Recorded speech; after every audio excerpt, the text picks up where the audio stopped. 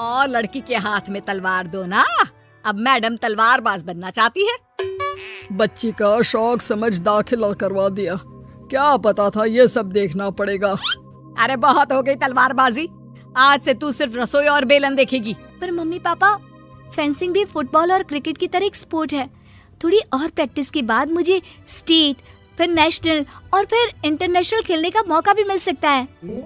निक्की की बात से भड़के हुए घरवाले आगे कुछ सुने या समझे बिना उसके घर में रहने का ऐलान कर देते हैं, जिसके कुछ हफ्तों बाद निक्की की आयुष के साथ शादी हो जाती है।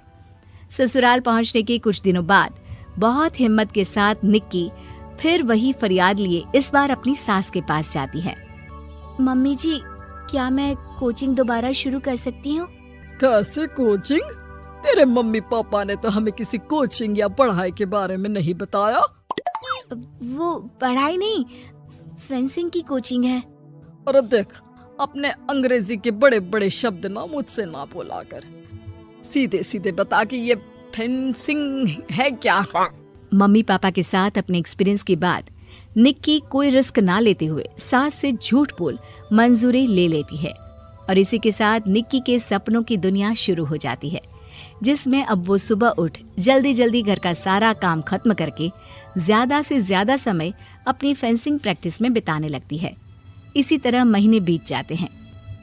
वाओ, आई कांट बिलीव, जो सपना एक बार नामुमकिन लग रहा था, आज मैं उससे सिर्फ 2 हफ्ते दूर हूँ। निक्की, तुम बहुत अच्छा कर रही हो, बस अपने फॉर्म को खराब मत होने देना और नेशनल्स का मेडल तुम्हारे गले में आना पक्का है। इस बात को सुनकर निक्की नेशनल गेम की खुशी में झूमती हुई जैसे ही उस शाम घर पहुंचती है तो आयुष को पैर में प्लास्टर के साथ सोफे पर बैठा देख परेशान हो जाती है। ये क्या, कैसे हुआ? किसी ने मुझे फोन क्यों नहीं किया? ऑफिस से आते हुए रास्ते में किसी ने टक्कर मार दी, इसलिए बहू कल से इसके ठीक होने तक तो कोचिंग से छुट्टी ले ले, डॉक्टर ने पूरा बेड रेस्ट बोला है। पति की हालत और सास की बात से हैरान परेशान निक्की आगे कुछ बोले बिना अपने कमरे में चली जाती है। अब मैं क्या करूंगी? दोनों तरफ मेरी जिम्मेदारी है। अगर एक भी पूरी नहीं की तो लाइफ में दोबारा सुकून की सांस नहीं ले पाऊंगी। सच बता दूं क्या? नहीं, अगर इन्होंने भी घर में कैद कर लिया तो बचा कुचा मौका भी खो दूंगी। भगवान, आपने मुझे कहाँ फंसा दिया। मन ही मन ये सब सोचते हुए निक्की घर के काम और पति की सेवा में लग जाती है। इसी तरह 1 हफ्ता बीत जाता है। बहुत सोचने के बाद भी जब कोई दूसरा रास्ता नहीं दिखता तो निक्की सबको फेंसिंग की सच्चाई बताने का फैसला करती है और सास और पति के पास आती है। मम्मी, आयुष, मुझे आप दोनों से एक बात करनी है। तुम्हें भी मम्मी की तरह गैस हो गई है क्या? तू भी बूढ़ी औरत की मजाक उड़ा ले। एक दिन जब तेरे बच्चे तेरा मजाक उड़ाएंगे ना तो मैं भी उनके साथ बैठकर हंसूंगी। घर का ये हंसता खेलता माहौल देखकर निक्की आगे कुछ बोल ही नहीं पाती। तभी गोलियां चलने की आवाज सुनकर सब डर जाते हैं और कुछ आतंकवादी घर में घुसकर सबको बाहर निकाल देते हैं, जहां उनके एरिया के बाकी सब लोग भी इकट्ठा होते हैं। कोई किसी भी तरह के होशियारी नहीं करेगा, हमें बस कुछ समय के लिए चुप रहने की जगह चाहिए, इसलिए अगर तमीज में रहोगे तो जिंदा बच जाओगे, और अगर मरने का ज्यादा मन हो तो अपना सीआईडी वाला दिमाग चला सकते हो। डर की वजह से कोई इसके आगे कुछ नहीं बोलता। कुछ घंटे इसी तरह आतंकवादियों की कैद में बैठे रहने के बाद निक्की की सास गुस्से में चिल्लाने लगती है। अरे तुम कल मुँहों को आम लोगों को परेशान करने के अलावा और कुछ नहीं आता क्या? मैं कहती हूँ, अरे एक एक को मेरी बद्दुआ लगेगी, कोई जिंदा नहीं बचेगा। ये आप क्या कर रही हो मम्मी? सॉरी, वो परेशान हो गई इसलिए कुछ भी बोल दिया। प्लीज इन्हें छोड़ दीजिए, आप कुछ नहीं बोलेंगी। अरे तू डरपोक की तरह इनसे माफी मांग रहा है, कुछ तो अपने पापा के गुण ले लेता। अगर आज वो यहाँ होते तो इतनी देर में सबका गला काट चुके होते। क्या मतलब? नहीं मम्मी, प्लीज दोबारा वही सब शुरू मत करना। आखिर कोई मुझे भी बताएगा कि बात क्या है। तेरे ससुर जी अपने समय के सबसे बेहतरीन और उम्दा तलवारबाज थे। कोई कितनी भी बड़ी बंदूक या कितने भी ज्यादा हथियारों के साथ उनके सामने क्यों ना आ जाए, सबको एक एक करके चित कर देते थे। वाह, ससुर जी और क्या क्या करते थे? निक्की का इंटरेस्ट देख सास उसे ससुर जी और उनकी तलवारबाजी की कहानियां सुनाने लगती है, जिन्हें बहुत देर तक सुनने के बाद अपने आप को रोक ना पाते हुए निक्की आखिर उनसे तलवार के बारे में पूछ ही लेती है। मम्मी जी, क्या पापा जी की वो तलवार आज भी आपके पास है?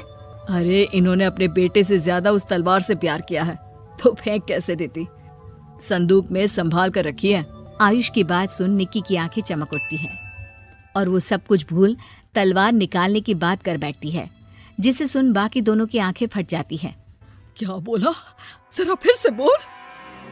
क्या कहानियां सुनकर तुम भी अपने आप को झांसी की रानी समझने लगी? यही समझ लो कि तुमने झांसी की रानी के साथ ही शादी की है। ओ मोहतरमा, जरा सपनों की दुनिया से बाहर निकल आओ और शांति से बैठ जाओ। आई बड़ी झांसी की रानी बनेगी। माहौल की गंभीरता और सास आयुष का रिएक्शन देख निक्की के पास उन्हें सच्चाई बताने के अलावा और कोई ऑप्शन नहीं बचता, इसलिए वो बिना कुछ सोचे समझे और देर किए उन्हें पूरी सच्चाई बता देती है, जिसे सुन दोनों भौंचक्के रह जाते हैं। और इसी के साथ अगले हफ्ते मुझे नेशनल्स खेलने का भी मौका मिला है। भरोसा कीजिए, मैं कर सकती हूँ। निक्की की बातों से अभी तक सदमे में बैठे आयुष और सास उनकी तबीयत खराब होने का बहाना बनाते हैं और दवाइयां लाने के बहाने घर के अंदर जाने की बात करते हैं, जिस पर एक आतंकवादी भी उनके साथ घर के अंदर जाता है। निक्की दवाइयां लेने के बाद बाथरूम का बहाना बनाकर सास के कमरे में पहुंच जाती है। अब क्या बाथरूम भी साथ चलोगे? यही कमरे में रुको। 5 मिनट में बाहर नहीं आई तो अंदर आकर सारी गालियां सिर में उतार दूंगा। निक्की बाथरूम के अंदर चली जाती है। अब क्या करूं? तलवार कैसे निकालूं? मुझे किसी भी तरह इससे छुटकारा पाना होगा। सोच निक्की, जल्दी कुछ सोच।